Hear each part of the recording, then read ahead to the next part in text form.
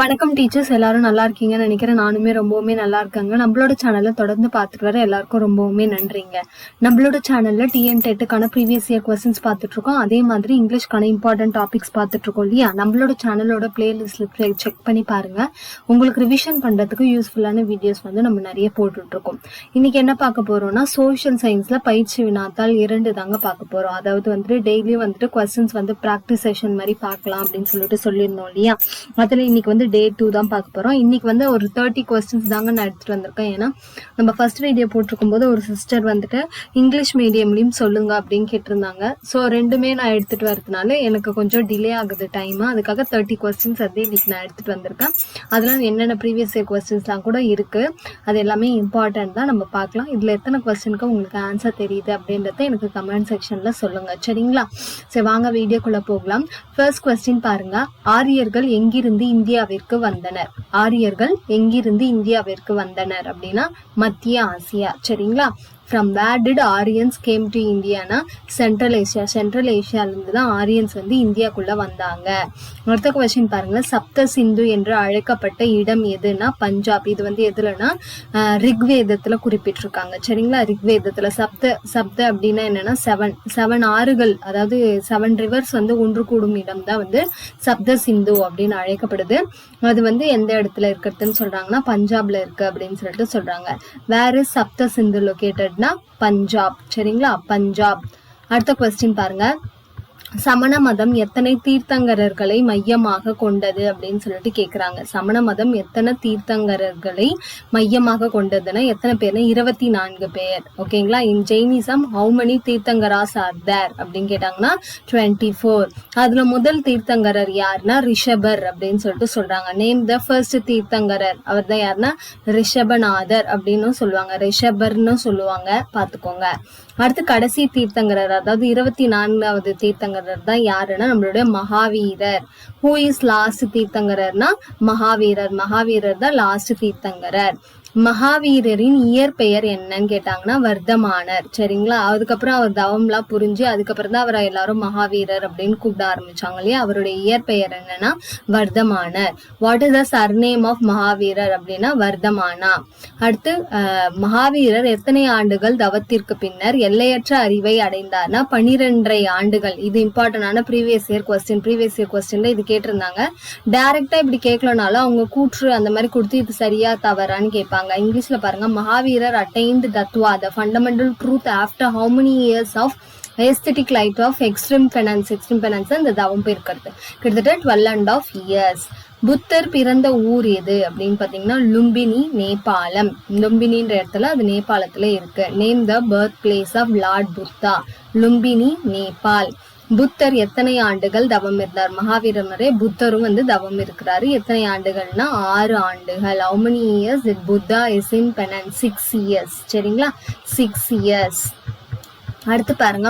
முதலில் கல்வி கற்பதற்கான ஏராளமான பள்ளிகள் அமைக்கப்பட்ட இடம் எதுனா Kanchi. Name the place where many schools were established for education. Kanchi. எந்த பௌத்த மாநாட்டின் போது பௌத்தம் 2ஆக பிரிந்தது அப்படின்னு கேக்குறாங்க? 4ஆம் மாநாடு, 4ஆம் புத்த மாநாடு அப்பதான்.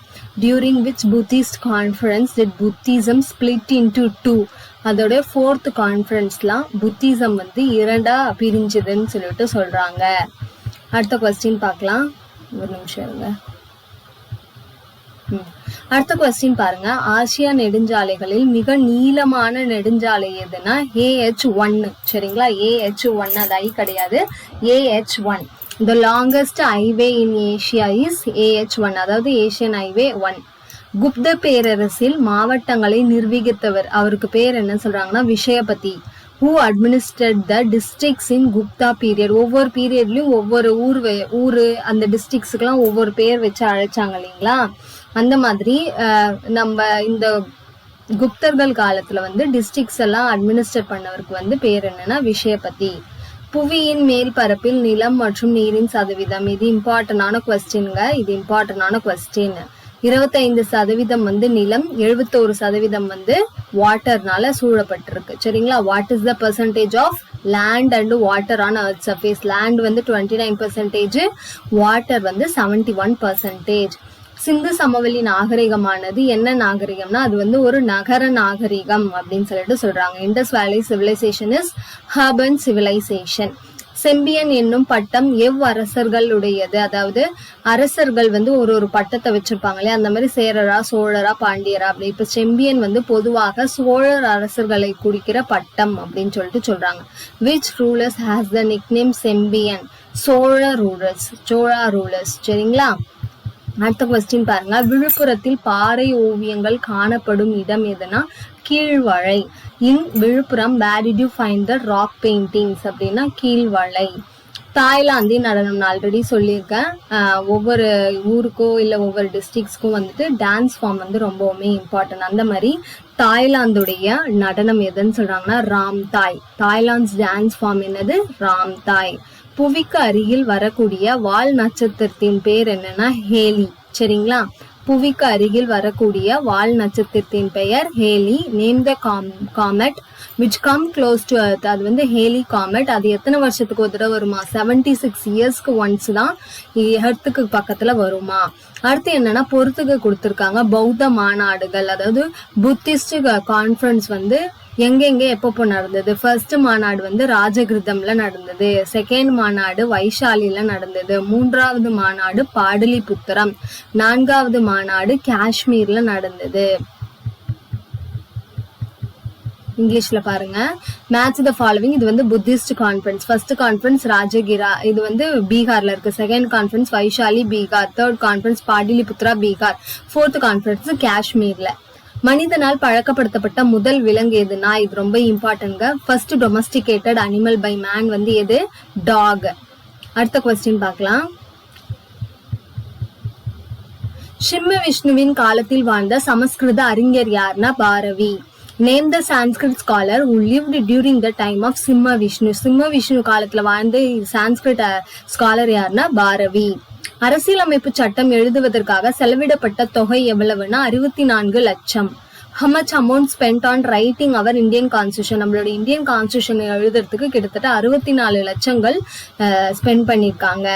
உலக புகழ்மிக்க நாலந்தா பல்கலைக்கழகத்தை உருவாக்கியவர் யாருன்னா குமரகுப்தர். இது வந்து ஒரு ப்ரீவியஸ் இயர் கொஸ்டின். சரிங்களா. குப்தர் காலத்துல கட்டப்பட்டதுதான் இந்த நாலந்தா பல்கலைக்கழகம். இது வந்து யுனெஸ்கோவால வேர்ல்டு ஹெரிட்டேஜ் சைட்டா வந்து இதுவாயிருக்கு. இந்த மாதிரி நிறைய கொஸ்டின் நாலந்தா பல்கலை சம்பந்தமா வரும். இன் whose period world famous Nalanda university was built? குமரகுப்தா. Thalaiyalanganam போரில் வென்றவர் யார் அப்படின்னு கேட்டிருக்காங்க. யாருன்னா நெடுஞ்செழியன். அதாவது இந்த போர் வந்து நெடுஞ்செழிய மன்னனுக்கும் அவரை எதிர்த்து இவர் வந்து எப்படியாவது இவர் தோக்கடிக்கணும்னு நினைக்கிற ஒரு 7 மன்னர்களும் சேர்ந்து இவருக்கு அகைன்ஸ்டா போரிடுவாங்க. அதுல வந்துட்டு இவர் தான் வெற்றி பெறுவாரு. அதுதான் அவருக்கு ஒரு பட்டப்பெயர் கூட சொல்லுவாங்க. தலையாலங்கானம் வென்ற நெடுஞ்செழியன் அப்படின்னு சொல்லிட்டு சொல்லுவாங்க. ஓகேங்களா. Thalaiyalanganam war won by Nedunchezhiyan. Nalanda பல்கலைக்கழகம் யாரால் அழிக்கப்பட்டது? ஓகேங்களா. நாலந்தா பல்கலைக்கழகத்தோட இன்னொரு கொஸ்டின் பாருங்க. பக்தியார் கில்ஜி. ஓகேங்களா. இவர் வந்து ஸ்லேவ் டைனசிட்டியோட ஹெட். நாலந்தா யூனிவர்சிட்டி வந்துட்டு டெஸ்ட்ராய்ட் பை பக்தியார் கில்ஜி. அடுத்து மைக்கா உற்பத்தியில் உலக அளவில் முன்னணியில் இருக்கும் நாடு எதுனா சீனா. வேர்ல்ட்ஸ் லார்ஜஸ்ட் மைக்கா ப்ரொடியூசிங் கண்ட்ரி எது? முதல் கண்ட்ரி வந்து சீனா தான் அதிகமா வந்து மைக்கா வந்து ப்ரொடியூஸ் பண்ற கண்ட்ரி. அடுத்து மாங்கனீஸ் உலோகத்தின் நிறம் என்ன? வெண் சாம்பல். What is the colour of manganese? Manganese இந்த இது உலோகத்துடைய கலர் என்னன்னு சொல்றாங்கன்னா சில்வரி கிரே. சரிங்களா. இங்கிலீஷ்ல சில்வரி கிரே. அடுத்த கொஸ்டின் பார்க்கலாம். கஜினி முகமது படையெடுப்பிற்கு முக்கிய காரணம். இது வந்து ஒரு ப்ரீவியஸ் இயர் கொஸ்டின். கூற்றுல நம்மளுக்கு கேட்டிருக்காங்க. அவர் வந்து படையெடுப்பதற்கான முக்கிய காரணமா என்னன்னு சொல்றாங்கன்னா இந்தியாவின் செல்வத்தை கொள்ளையடிப்பது. எனக்கு கிட்டத்தட்ட 17 முறை அவர் போர் தொடுத்து வந்திருக்காரு இல்லையா. அது வந்து முக்கியமானது வந்து இந்தியாவில இருக்க செல்வத்தை எல்லாத்தையும் கொள்ளையடிச்சிட்டு போறதுக்காக தான். Important reason for Ghazni's Muhammad invention என்னன்னா டு லூட் இந்தியாஸ் வெல்த். லூட்னா என்னது? அந்த கொள்ளையடிக்கிறது. உலகின் மிகப்பெரிய செயல்படும் எரிமலை எது? இதுவுமே ஒரு இம்பார்ட்டன்ட் ப்ரீவியஸ் இயர் கொஸ்டின். அதாவது உலகிலேயே மிகப்பெரிய செயல்படும் இன்னுமுமே வந்து அந்த எரிமலை வந்து எப்ப வேணாலும் வெடிக்கும் அப்படின்னு சொல்லுவாங்களே, அந்த மாதிரி செயல்படுற ஒரு எரிமை எதுனா ஹவாய் தீவுல இருக்க மௌனா லோவா. சரிங்களா. ஹவாய் தீவுல இருக்க Mauna Loa. The world's largest active volcano is Mauna Loa in Hawaii. So teachers, இந்த வீடியோவில் நம்ம ஒரு 30 கொஸ்டின்ஸ் உங்களுக்கு பார்த்துருக்கோம். இந்த வீடியோ உங்களுக்கு யூஸ்ஃபுல்லாக இருந்தால் உங்களோட ஃப்ரெண்ட்ஸுக்கு ஷேர் பண்ணி விடுங்க. நம்ம சேனலை சப்ஸ்கிரைப் பண்ணிக்கோங்க. தேங்க்யூ ஃபார் வாட்சிங்.